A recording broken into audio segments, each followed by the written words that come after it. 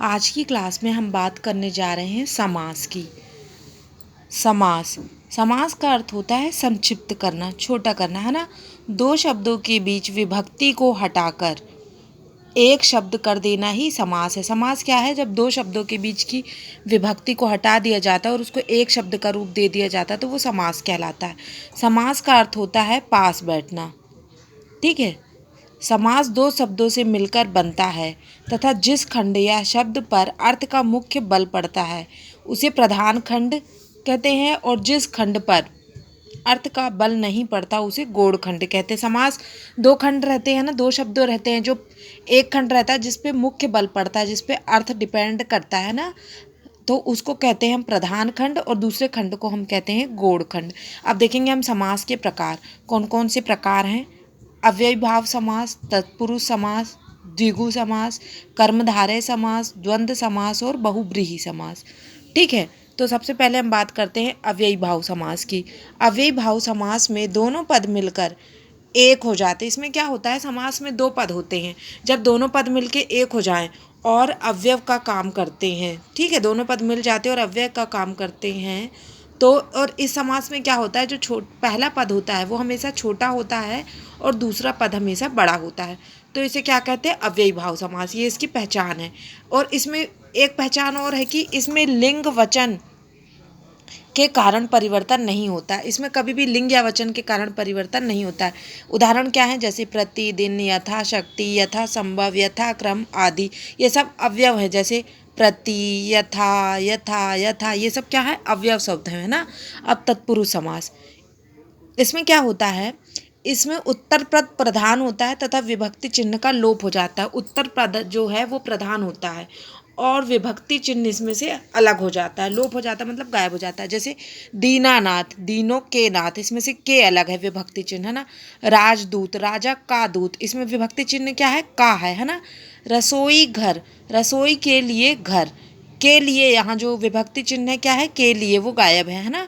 देवालय, देव का आलय, देव का यहाँ पर विभक्ति चिन्ह जो यहाँ से लोप हो गया है। फिर हम देखते हैं द्विगु समास। द्विगु समास में क्या होता है, इसमें प्रथम पद क्या होता है? संख्यावाचक होता है। इसकी बहुत आसान सी पहचान है कि इसमें संख्यावाचक होता है। जैसे पंचवटी, पांच वटों का मतलब पांच वृक्षों का समूह। सप्त ऋषि, सात मतलब सात, सात ऋषियों का समूह। त्रिवेणी मतलब तीन नदियों का समूह, है ना। कर्मधारय समास, जब कोई एक खंड उपमा सूचक या विशेषण होता है, इसमें क्या होता है? कर्म, कर्मधारय समास में क्या होता है कि एक खंड उपमा सूचक होता है, मतलब किसी से किसी की उपमा दी जाती है, उसकी तुलना की जाती है या विशेषता बताई जाती है, तो वह कर्मधारय समास होता है। जैसे नील कमल, कमल तो है लेकिन कैसा है? नील कमल, नीला है जो कमल। महापुरुष, पुरुष तो है, कैसा पुरुष है? महान है जो पुरुष, महापुरुष। तो ये कर्मधारय समास की पहचान है। ठीक है। अब इसके बाद हम देखते हैं द्वंद्व समास। द्वंद्व, जैसा कि नाम से ही पता चल रहा है कि इसमें द्वंद्व होता है, आपस में प्रतिस्पर्धा होती है, क्योंकि इसमें दोनों पद प्रधान होते हैं। तो दोनों में ये चलता रहता है कि मैं प्रधान हूँ, मैं प्रधान हूँ। ठीक है। समास में और अथवा या का प्रयोग किया जाता है। क्या क्या होता है इसमें? और अथवा या। जैसे लाभ हानि, तो इसको हम क्या पढ़ते हैं? लाभ और हानि। सुख दुख, सुख और दुख, है ना। बहुब्रीहि समास, इसमें क्या होता है?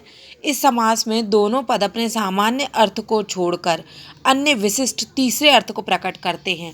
मतलब कि देखने से तो हमको और कुछ लगता है लेकिन ये तीसरे अर्थ को प्रकट करते हैं, वहाँ पर बहुब्रीहि समास होता है, समास होता है। जैसे कि दशानन, दशानन 10 हैं जिसके आनन, आनन अर्थात मुख, कौन है वो? रावण। पीतांबर, पीत मतलब कि पीला, पीला है जिसका अंबर यानी कि वस्त्र, कृष्ण जी। चतुर्भुज, जिसकी चार भुजाएं हैं अर्थात विष्णु भगवान। ठीक है। अब हम देखते हैं तत्पुरुष समास। तत्पुरुष समास 6 प्रकार के होते हैं विभक्ति के आधार पर।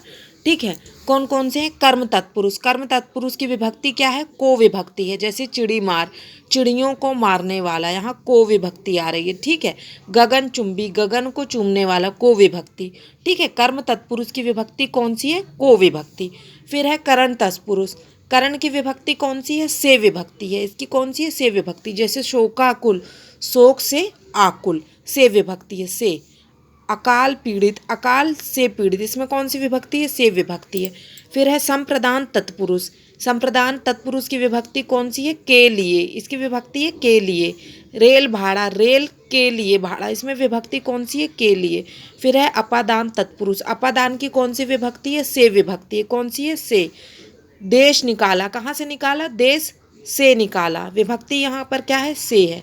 जन्म अंधा, जन्म से अंधा, कब से अंधा? जन्म से, तो यहाँ पे से है जो वो विभक्ति है, ठीक है, अपादान तत्पुरुष। अब है संबंध तत्पुरुष, इसकी विभक्ति है क, की और के। संबंध तत्पुरुष की विभक्ति चिन्ह है क, की, के। गंगा जल, गंगा का जल, कौन सी विभक्ति है? का। दीनानाथ, दीनों के नाथ, के विभक्ति। फिर है अधिकरण तत्पुरुष, इसकी है में पर विभक्ति, कौन सी? में पर। वनवास, वन में वास, कहाँ पर वास? वन में वास। फिर आप बीती, आप पर बीती, यहाँ पर विभक्ति, ठीक है। इस तरह से हमने देखा समास और उसके प्रकार और तत्पुरुष समास के भी प्रकार। और अगर आपको मेरा वीडियो थोड़ी सी भी हेल्प करता है समास को समझने में तो प्लीज़ मेरे वीडियो को लाइक करें, सब्सक्राइब करें और अपने फ्रेंड्स को शेयर करें।